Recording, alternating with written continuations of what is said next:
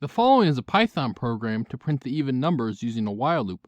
First, we set up a variable that is the number you want to stop printing out the odd numbers at, called stop. For the sake of this example, we will stop at 69. Next, because we are using a while loop, we declare an external loop counter variable called I that we will start at 2.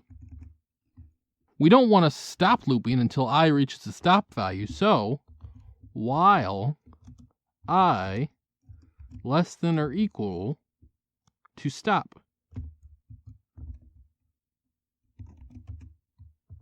Inside the loop, we want to print out the current value of the loop counter is even.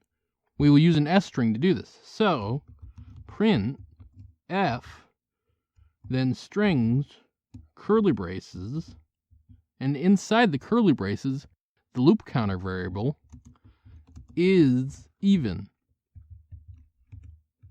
Finally, because even numbers are always spaced 2 apart, on each run of the while loop, we just increment I by 2.